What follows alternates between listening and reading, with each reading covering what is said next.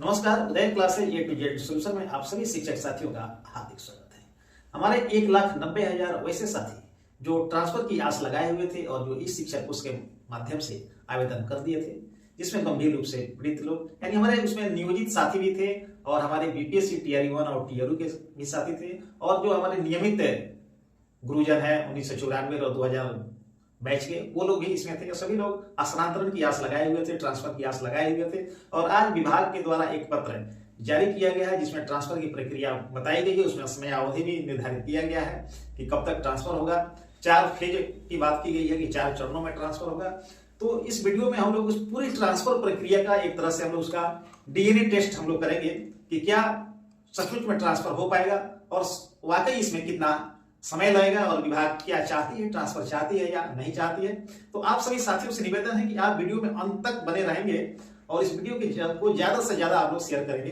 हो सकता है ये वीडियो आप लोगों के ट्रांसफर का आवाज भी बन जाए। और आप यदि मेरे चैनल पर नए हैं तो मेरे चैनल को लाइक और सब्सक्राइब करना नहीं भूलेंगे। आइए हम लोग वीडियो शुरू करते हैं और सबसे पहले हम लोग ट्रांसफर के लिए जो जितने भी हमारे साथी जो आवेदन दिए थे उन आंकड़ों पर एक नजर हम लोग पहले डाल लेते हैं।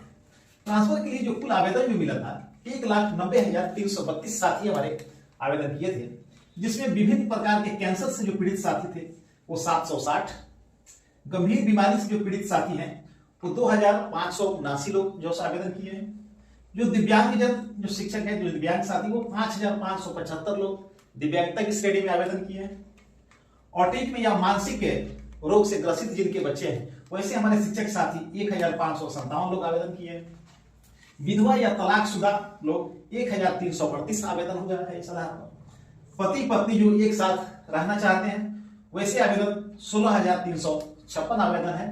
और दूरी के आधार पर जो पुरुष और महिला शिक्षक जो आवेदन जो चाहते थे, जैसे टीआरई 1 और टीआरई 2 में हमारे बहुत सारे शिक्षक दूसरे राज्यों से भी आए हैं। 200, 250, 300 किलोमीटर की दूरी तय करके विद्यालय वो कर रहे हैं, दूसरे राज्यों से आकर के बिहार में कर रहे हैं, तो उन्हें अपने नजदीकी जिले में जाना अत्यंत आवश्यक है। और वैसे लोग ये 1,62,167 लोग आवेदन किए हैं जो लोग दूरी के आधार पर किए हैं। और आज जो पत्र जो जारी हुआ है इसमें जो ट्रांसफर की जो रणनीति जो तय हुई है, 4 चरणों की बात की गई है कि 4 चरण में 4 फेज में जो इसका ट्रांसफर जो किया जाएगा। अब इस 4 फेज में प्रथम फेज जो है यहाँ ये है आपका कि इतना आपको प्रथम फेज में है कि गंभीर रूप से जो विभिन्न जो कैंसर के जो मरीज है, गंभीर बीमारी है, दिव्यांग, ऑटिज्म, मानसिक, विधवा और यानी प्रथम चरण में भी आपको 5 चरण है। अब आप समझ सकते हैं कि कितना समय लगेगा। और इसके लिए कुल 16 पदाधिकारियों की एक टीम नियुक्त की गई है जो लोग इस आवेदन की स्क्रूटनी करेंगे और वो देखेंगे कि क्या ये आवेदन सही है कि किसी शिक्षक ने यदि विभिन्न जो कैंसर से पीड़ित होने के आधार पर यदि वो आवेदन किया है शिक्षक को, उसके माध्यम से वो जो डॉक्यूमेंट वो अपलोड किए हैं, जो दस्तावेज अपलोड किए हैं, डॉक्टर के जो पुर्जे उसमें अपलोड किए हैं, क्या वो सही है। यदि उनकी जांच में सही पाया जाएगा तो इनका ट्रांसफर होगा, सही नहीं पाया जाएगा तो ट्रांसफर नहीं भी हो सकता है। तो सबसे प्रथम चरण में जो है, और प्रथम चरण में आपको 5 चरण है, आप समझ लीजिए। प्रथम चरण में 5 चरण क्या है। प्रथम चरण तो सबसे पहला जो विचार होगा ये कैंसर रोगी जो है ये 760 जो आवेदन है पहले इसकी जो स्क्रूटनी होगी और इस पर विचार होगा। उसके बाद दूसरे जो गंभीर बीमारी वाले जो है इसमें 2,579 जो आवेदन है उसके बाद इस पर विचार होगा और इनका ट्रांसफर होगा। तीसरी बार में ये दिव्यांग साथी का जो हमारा इनकी स्क्रूटनी होगी जिसमें 5,575 लोग हैं तो इनका आवेदन होगा। चौथी बार में जो ऑटिज्म या मानसिक रूप से ग्रसित जिनके बच्चे हैं वैसे साथी जो आवेदन किए हैं स्थानांतरण के लिए, ट्रांसफर के लिए, जिसमें 1,557 लोग हैं, इनकी आवेदन पर विचार होगा। और इन सभी आवेदनों पर विचार होगा जो डॉक्यूमेंट जो साथी जो अपलोड किए होंगे वो देखा जाएगा इन पदाधिकारियों के द्वारा कि क्या ये सही है। तब यानी उनके मर्जी के ऊपर निर्भर करता है आपका ट्रांसफर होगा या नहीं होगा।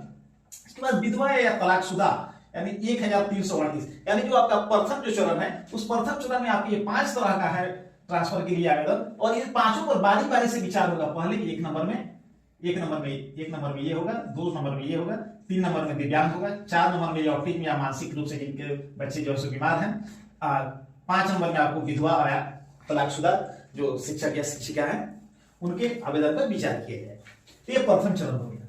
द्वितीय चरण में अब हमारा होगा, ये हमारा प्रथम चरण है, जिनके आवेदनों पर विचार किया जाएगा। ये प्रथम चरण वाले। द्वितीय चरण होगा जो पति पत्नी एक साथ रहना चाहते हैं, इनके आवेदन पर विचार होगा। उसके बाद तृतीय चरण में जो दूरी के आधार पर जो आवेदन है, जो 1,62,167 जो आवेदन है, जो दूरी के आधार पर किया गया है, जो वर्तमान जो पदस्थापन जो विद्यालय है उससे वो नजदीक आना चाहते हैं, तो इसमें पहले महिला शिक्षकों का होगा, पहले महिला को होगा तीसरा में, और चौथा में होगा हमारे पुरुष शिक्षकों का चौथा चरण। तो इस तरह से 4 चरण निर्धारित किए गए हैं।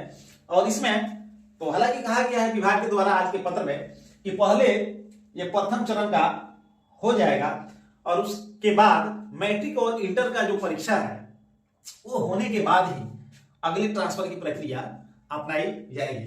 तो मुझे नहीं लगता है कि मैट्रिक और इंटर की परीक्षा के पहले भी ये जो 5 तरह के जो आवेदन है इनकी स्क्रूटनी हमारे ये 16 अधिकारी कर पाएंगे, क्योंकि शिक्षा विभाग जिस गति से काम अभी वर्तमान में कर रही है ये आप सभी साथियों से भुला नहीं है, छुपा हुआ नहीं है। हम उम्मीद करते हैं कि शिक्षा विभाग ज्यादा से ज्यादा तेजी से काम करेगी और हमारे जो गंभीर रूप से जो बीमार जो साथी हैं, कैंसर से जो पीड़ित हैं, जो बीमारी हैं, जो दिव्यांग साथी हैं, जिनके बच्चे हमारे ऑटिज्म या मानसिक रूप से जो ग्रसित है, विधवा जो तलाकशुदा लोग हैं, और खास करके महिला शिक्षिकाएं जो काफी दूर जो पोस्टेड है, उनका ट्रांसफर हर हाल में उनका कर देना चाहिए।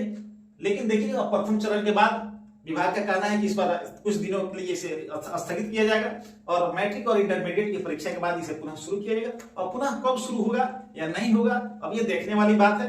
और इसी बीच में अभी प्रधानाध्यापक की भी पोस्टिंग जो करनी है और आपको टीआर 3 का भी काउंसलिंग है, उनका भी पोस्टिंग होना है।